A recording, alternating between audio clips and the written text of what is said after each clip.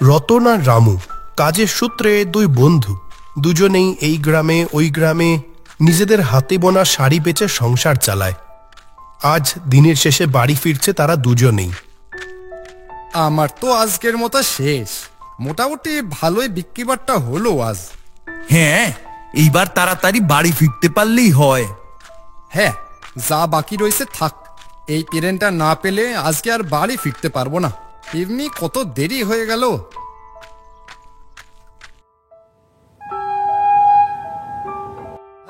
ট্রেনটা ছেড়ে দিচ্ছে তো। চলি রে রতন, কাল দেখা হবে আবার। এই ট্রেনটা না পেলে আর বাড়ি পৌঁছতে পারবো না।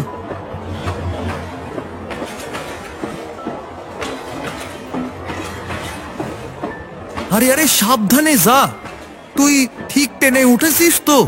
ভালো করে দেখে ওঠ।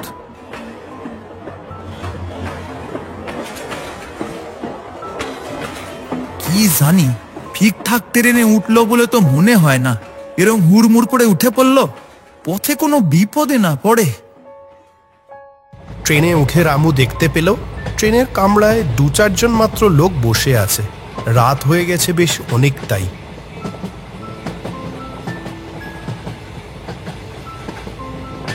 জানলার ধারে একটা ফাঁকা সিট দেখে সেখানে বসলো রামু। আর সারাদিনের ক্লান্তিতে কখন যে তার দু চোখের পাতা এক হয়ে এলো বুঝতে পারল না সে।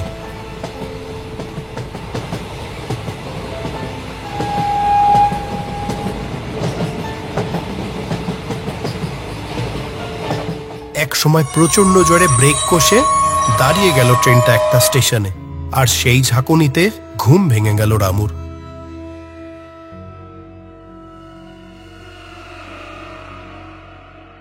এ কি, ট্রেনটা এইভাবে এখানে দাঁড়িয়ে গেল কেন? ট্রেনের ভিতরের লোক আরো কমে এসেছে ততক্ষণে।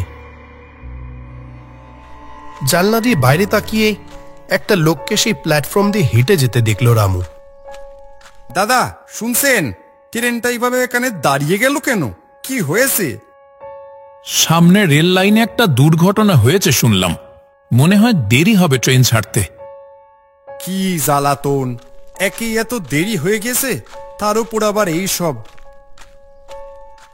অপেক্ষা করতে করতে একসময় আবার চোখ লেগে এলো রামুর। হঠাৎ ঘুম ভাঙতেই রামু দেখল ট্রেনটা চলতে শুরু করেছে। চারপাশে তাকিয়ে সে দেখল ট্রেনের কামরায় আর একজনও যাত্রী নেই, শুধু সে একা বসে আছে। একটা হালকা ভয় ও আতঙ্কের ছাপ পড়তে শুরু করেছে ততক্ষণে রামুর চোখে মুখে। এ কি, বাকি সব লোক কোথায় গেল? আমি একা? ট্রেনটা চলতে চলতে এবার একটা স্টেশনে এসে থামল। রামু দরজার কাছে এসে বাইরের দিকে তাকিয়ে যেন একদম চমকে উঠল। এটা কোন স্টেশন? এরকম কোন স্টেশন তো তার বাড়ি যেতে পড়ে না। কোন স্টেশনে সে চলে এসেছে ঠিক ঠাউর করে উঠতে পারে না রামু। তড়িঘড়ি ট্রেনে উঠতে গিয়ে তবে সে ভুল ট্রেনে উঠে পড়ল। 7-5 ভাবতে ভাবতে ট্রেন থেকে নেমে পড়ল সে। সম্পূর্ণ অজানা অচেনা একটা স্টেশনে চলে এসেছে সে। স্টেশন চত্বর পুরো ফাঁকা, কোনো কিছুই যেন সে ঠিক বুঝে উঠতে পারে না। হঠাৎ খানিকটা দূরে সে দেখতে পেল একটা চাওয়ালা চলে যাচ্ছে। ও কাকা, কাকা শুনছেন? কে? আমি আমি আমি বলছি যে আমি হবিবপুর যেতাম, কিন্তু এটা কোন স্টেশন এটা তো আমি ঠিক চিনতে পারছি না। কাকা, আপনি কি আমায় বলতে পারেন? হবিবপুর যাবেন? কিন্তু এটা তো হবিবপুর লাইন নয়, এটা তো নিশিপুর স্টেশন। নিশিপুর? এরকম কোন স্টেশনের নাম তো সে শুনিনি। এ কোন ট্রেনে উঠে চলে এসেছে সে? আর কত দূরেই বা চলে এসেছে? নিশিপুর স্টেশন এটা? তা আমি তো মনে হচ্ছে ভুল পথে চলে এসেছি। এখান থেকে হবিবপুর কিভাবে যেতে পারি বলতে পারেন? এখন আর কোনো ট্রেন পাবেন না এখানে, আর এখানে কোনো গাড়ি ঘোড়াও এখন পাবেন না। রাত হয়ে গেলে এই চত্বরে কেউ থাকে না। কাল ভোরের প্রথম ফিরতি লোকাল ধরে চলে যাবেন এখান থেকে। ও, আর কোনো ট্রেন পাওয়া যাবে না? ঠিক আছে, কি আর করার। তাহলে আমি এই স্টেশনে বসেই রাতটা কাটিয়ে দিই, সকালে প্রথম ট্রেনটা ধরবো। এই স্টেশনে থাকবেন? আপনি ভেবে বলছেন তো যা বলছেন? এখন রাত 9:30টার শেষ লোকালটা চলে গেল। রাত 10টার পর এই স্টেশনে জনমানুষ থাকে না, আর আপনি সারা রাত এখানে থাকবেন বলছেন? চলে যান এখান থেকে। এই স্টেশনে রাতে কোনো জীবিত মানুষ থাকে না। মনে মনে বেশ ভয় পেল রামু, কিন্তু এই অজানা অচেনা জায়গায় কোথায় বা যাবে? তাই মনে মনে সাহস জুগিয়ে বলল, আমি ওই বসার জায়গাতে বসে রাতটা কাটিয়ে দিতে পারবো। এখন আপনাকে চিন্তা করতে হবে না, পারবো আমি, ঠিক পারবো। যা ভালো বুঝবেন করবেন, পরে কিন্তু আবার আমায় বলবেন না যে আমি সাবধান করে দিইনি। চললাম আমি, আর এক মুহূর্ত এখানে থাকা ঠিক হবে না। এই কথা বলে সেই চাওয়ালা লোকটা হন করে হেঁটে অন্ধকারে কোথায় যেন মিলিয়ে গেল। আর পুরো ফাঁকা নির্জন সেই স্টেশনটায় একা দাঁড়িয়ে রইল রামু।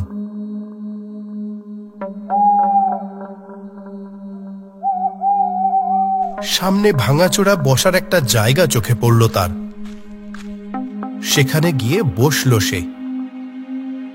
ঠিক করলো আজ এখানে বসেই রাতের বাকি সময়টুকু সে কাটিয়ে দেবে।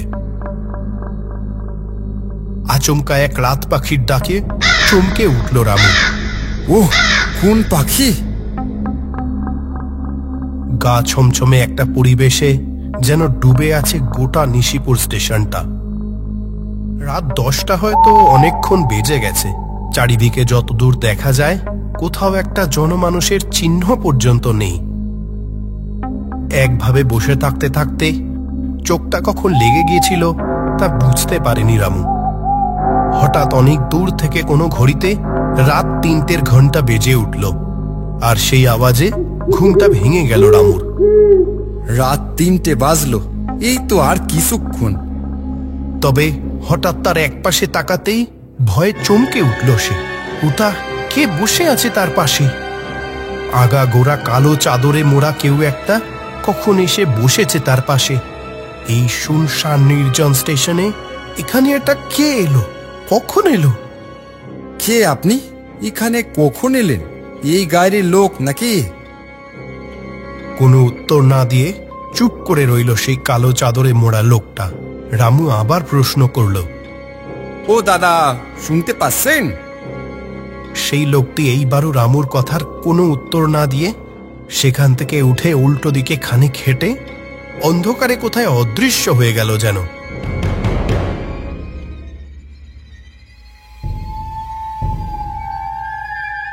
রামু ঘটনাটার আকস্মিকতায় কেমন যেন হকচকিয়ে গেল। কে এই লোকটা? কোথা থেকে এলো? কোথায় গেল? এইসব ভাবতে ভাবতে আবার অন্য পাশে ফিরতেই দেখতে পেল ঠিক আগের লোকটার মতো হুবহু আরেকটা লোক কালো চাদরে মুড়ি দিয়ে তার পাশে বসে আছে। এইবারে সত্যিই প্রচন্ড ভয় পেয়ে গেল রামু। গলা দিয়ে স্বর যেন পুরো বন্ধ হয়ে এলো তার। কে কে ওখানে কে বসে আছে? এবার আগের লোকটার মতোই এই লোকটিও বসার জায়গা থেকে উঠে উল্টো দিকে হাঁটতে হাঁটতে মিলিয়ে গেল।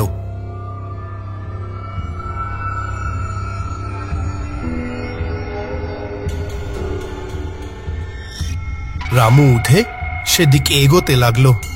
ভয়ে যেন তার গলাটা শুকিয়ে এসেছিল। একটু এগোতেই সে দেখতে পেল আরেকটা ভাঙাচোরা বসার জায়গা, আর সেখানে কালো চাদর মুড়ি দিয়ে একটা লোক পাশ ফিরে শুয়ে আছে। মশাই, আপনার কাছে কি একটু জল হবে? খুব পিপাসা পেয়েছে। এখানে চারপাশে কি যে হয়ে চলেছে কিছুই বুঝতে পারছি না।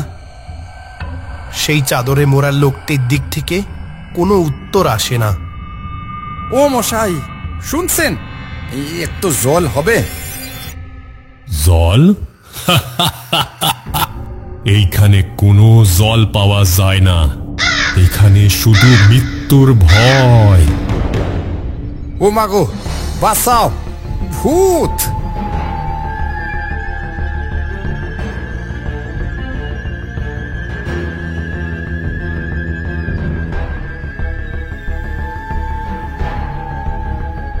বাবা, এ কোথায় এসে পড়লাম আমি? কেউ বাঁচাও আমায়। এখানে কেউ তোমায় বাঁচাতে আসবে না, এই জায়গা আমাদের। ছেড়ে দেন, ছেড়ে দেন আমায়। আমি কিছু করিনি, আমি ভুল করে চলে এসেছি কিভাবে আমি জানি না, আমায় ছেড়ে দেন। এখানে এসে যখন পড়েছো তখন তো আর ফেরার পথ নেই। এই যা, ওকে আমাদের দলে নিয়ে আয়। ও ও মা, বাঁচাও। হ্যাঁ গো বিমলদা, কালকে নিশিপুর স্টেশনে নাকি একটা অচেনা লোক মারা পড়েছে। হ্যাঁ, আমি তো দেখে এলাম, কাল রাতের শেষ লোকালটা এসেছিল। বেচারা হবিবপুর যেতে গিয়ে রাতের বেলায় পথ ভুল করে এসে পড়েছিল এইখানে। আমার সাথে তো কাল রাতে ওর দেখাও হলো। তাই নাকি? হ্যাঁ, আমি তো ওকে বারণও করেছিলাম কতবার যে ওই স্টেশনে ভুলেও রাত কাটিও না, ওই স্টেশন রাতের বেলায় ভয়ানক, কিন্তু সে শুনলো না আমার কথা। বেচারা কোথা থেকে কোথায় এসে এইভাবে বেঘরে মারা পড়ল। সত্যি, গরিব মানুষটা শাড়ি বেচে সংসার চালাতো। কোথায় বাড়ি, কে কে আসে কি জানে, সংসারটা বোধহয় ভেসে যাবে গো।